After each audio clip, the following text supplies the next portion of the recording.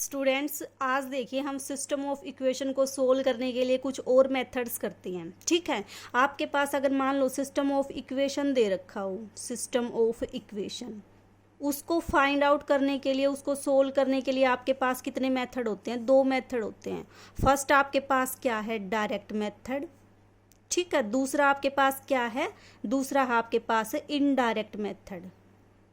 Direct method में तो आपके पास क्या, इसको और क्या बोल देते हैं? इसको या तो एग्जैक्ट मेथड भी बोल देते हैं और इसको क्या बोल देते हैं? Approximate method. ठीक है, अप्रोक्सीमेट का मतलब आपके पास जो रूट आएंगे, जो सॉल्यूशन आएगा वो क्या आएगा? आपके पास अप्रोक्सीमेट सॉल्यूशन आएगा, एग्जैक्ट नहीं आएगा। एग्जैक्ट का मतलब कि इन मेथड से अगर आप सॉल्यूशन निकालोगे तो आपके पास क्या आएगा? एग्जैक्ट सॉल्यूशन आएगा सिस्टम ऑफ इक्वेशन का।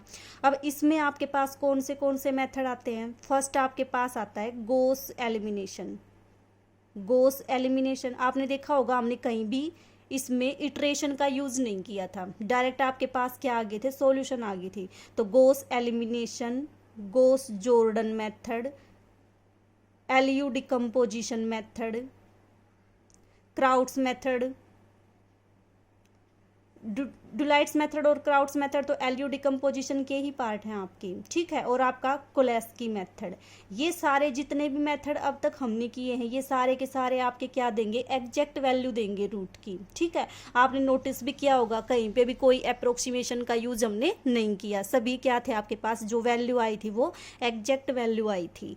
लेकिन आज हम क्या करेंगे? आपका इनडायरेक्ट मेथड। इनडायरेक्ट मेथड का मतलब अप्रोक्सीमेट मेथड। अप्रोक्सीमेट का मतलब हम क्या करेंगे? इटरेशन फॉर्मूले का यूज करेंगे सॉल्यूशन फाइंड आउट करने के लिए। इसमें आपके पास तीन मेथड हैं। फर्स्ट तो आपके पास क्या है? Jacobi method. ठीक है, दूसरा आपके पास क्या है? गॉस जैकोबी बोलते हैं इसको। दूसरा आपके पास गॉस शीडल मेथड। ठीक है, थर्ड आपके पास क्या है? Relaxation method. ये तीन मेथड आपके पास क्या है? सॉल्यूशन फाइंड आउट करने के, अप्रोक्सीमेट सॉल्यूशन फाइंड आउट करने के लिए मेथड है। इनको इनडायरेक्ट मेथड भी बोलते हैं। ठीक है, जब आप इनको देखोगे, इनका वर्किंग रूल देखोगे, तब आपको पता चलेगा कि जो भी इसका सॉल्यूशन आएगा वो एग्जैक्ट ना कि क्या आएगा? आपके पास अप्रोक्सीमेट सॉल्यूशन आएगा। तो सबसे पहले हम करेंगे गॉस जैकोबी मेथड। ठीक है, जैकोबियन मेथड। देखो क्या होता है आपके पास गॉस जैकोबी मेथड। देखिए students, Gauss Jacobi method, Gauss Jacobi method जो है आपके पास वो थोड़ा सा लेंथी फॉर्मूला है, आपके पास लेंथी मेथड है। इसमें जो आपके नंबर ऑफ इटरेशन आएंगे वो ज़्यादा आएंगे, मोर अप्रोक्सीमेशन आएगा आपके पास, मोर आपको क्या करने पड़ेंगे? इटरेटिव फॉर्मूलाज यूज़ करने पड़ेंगे। इसमें आपके पास क्या होता है? जो एक्यूरेसी होती है वो भी कम होती है। ठीक है, जब आप इन दोनों मेथड को करोगे तब आपको इन दोनों में अपने आप डिफरेंस समझ में आएगा कि इसमें हमें ज़्यादा इटरेशन क्यों करने पड़ते हैं और इसमें हमें कम इटरेशन क्यों करने पड़ते हैं। ठीक है, तो आपके पास जो गॉस जैकोबी मेथड है सिस्टम ऑफ इक्वेशन को सोल्व करने का, इटरेटिव मेथड है, ये हमने पढ़ लिया। अब देखो आपको क्या दिया मिलेगा? एक सिस्टम ऑफ इक्वेशन दिया मिलेगा। ठीक है, तो हम इस मेथड को जब अप्लाई करेंगे तो इसमें हम क्या ऑब्जर्व करेंगे कि जो भी आपके पास सिस्टम ऑफ इक्वेशन दिया मिलेगा उसमें आपका जो A11 है वो इन दोनों कोफिशिएंट से क्या होना चाहिए? बड़ा होना चाहिए। मीन्स A11 का जो मोड है वो ग्रेटर देन होगा A12 के मोड से भी और A13 के मोड से भी। आपका सेकंड वाली जो इक्वेशन है उसमें आपके पास क्या होगा? जो इस x2 का कोफिशिएंट है वो x1 और x3 के कोफिशिएंट से क्या होगा? बड़ा होगा मैग्नीट्यूड में। ठीक है, सिमिलरली आपके पास जो A33 होगा वो क्या होगा? x1 के कोफिशिएंट से और x2 के कोफिशिएंट से क्या होगा? बड़ा होगा। ठीक है, ये हम देखेंगे इन सिस्टम ऑफ इक्वेशन में। फिर जो आपका फर्स्ट अप्रोक्सीमेशन है उसके लिए हम क्या मान के चलेंगे? उसके लिए सबसे पहले हम निकालेंगे x1 की वैल्यू। यहाँ से आपके पास x1 की वैल्यू कितनी आएगी? b1 minus a12 x2 minus a13 x3 और डिवाइड किससे करोगे? a11 से। आपके पास a11 से किया डिवाइड। फिर x2 कितना आएगा आपके पास? 1/a22 b2 minus a21 x1 minus a23 x3।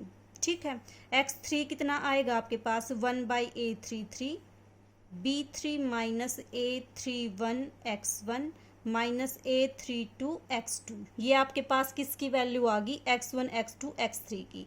अब हम जो अपना फर्स्ट अप्रोक्सीमेशन लेंगे, जो फर्स्ट इटरेशन लेंगे, उसमें हम क्या लेके चलेंगे, x को भी 0 लेके चलेंगे, y को भी 0 लेके चलेंगे और z को भी 0 लेके चलेंगे। ठीक है, फर्स्ट जो आपका इटरेशन है उसमें हम क्या लेके चलेंगे, x भी 0, y भी 0 और z भी 0। ठीक है, फिर क्या करेंगे हम, जो भी ये आपके पास x1 x2 है तो x1 x2 में लेके चलो इसको, x1 भी 0, x2 भी 0 और x3 भी 0।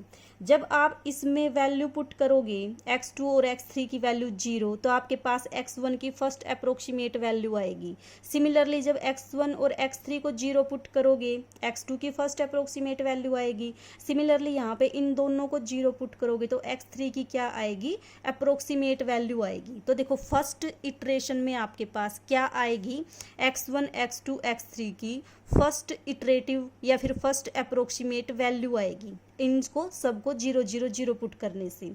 फिर जो भी आपके पास ये फर्स्ट अप्रोक्सीमेट वैल्यू आए, x1 और आपके पास x2 की भी फर्स्ट अप्रोक्सीमेट वैल्यू, x3 की भी फर्स्ट अप्रोक्सीमेट वैल्यू, इन तीनों वैल्यू का यूज़ करके हम क्या करेंगे, सेकंड अप्रोक्सीमेशन लगाएंगे। सेकंड अप्रोक्सीमेशन में क्या आएगा आपके पास, x2 dash x3 to x4।